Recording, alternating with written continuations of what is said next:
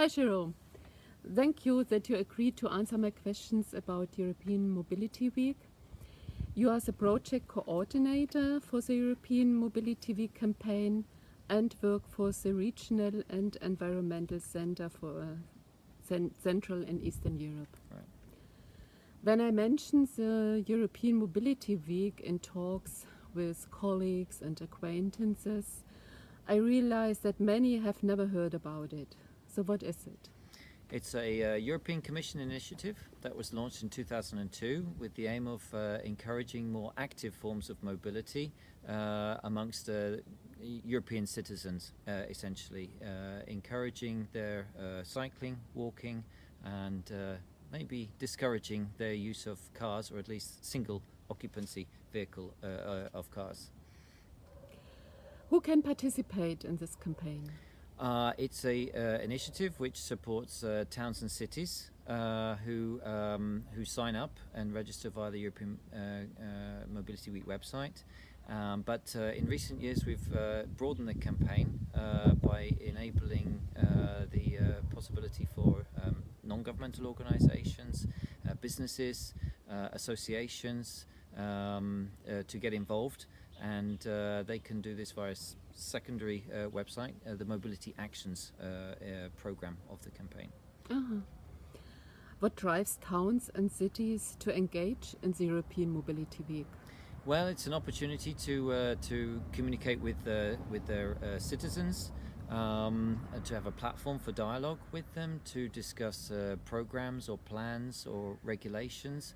But it's also an occasion to encourage their more sustainable mobility and to encourage this modal shift, so-called modal shift from car use towards more active forms of mobility. Mm-hmm. Plus, it's a platform to announce or launch so-called permanent measures, infrastructure, basically cycling infrastructure, safety infrastructure, Mm-hmm.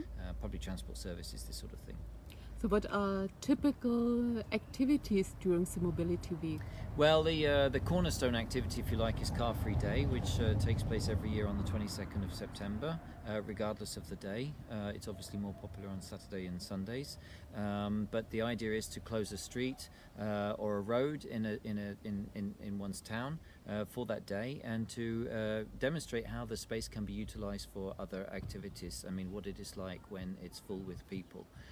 Often it's used as an experiment to thinking ahead to perhaps closing the street more permanently.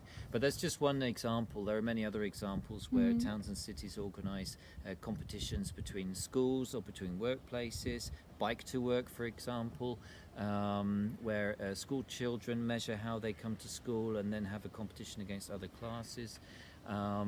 There is training of older people to use bicycles when they don't know how to ride a bicycle, or youngsters going through the streets and ringing the bells, sort of a cycling critical mass. Lots of activities. It depends only on your imagination.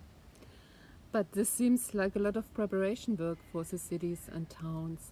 But I read that nevertheless more than 2,500 towns and cities participated last year in the Mobility Week. Right. And is there any experience on how best to prepare and manage the Mobility Week? Absolutely. We in the European Secretariat, we prepare several publications that can be used as reference points by cities. There is the Campaigner's Handbook, which gives activities for every day of the week. There are thematic guidelines, which explains the theme of the campaign. This year's theme is multimodality, and the call to action is mix and move. And we also produce a best practice guide, which captures the best from the previous year's campaign. In fact, those that applied for the Mobility Week Award are included in there. So the best in class, if you like, is captured in the best practice guide.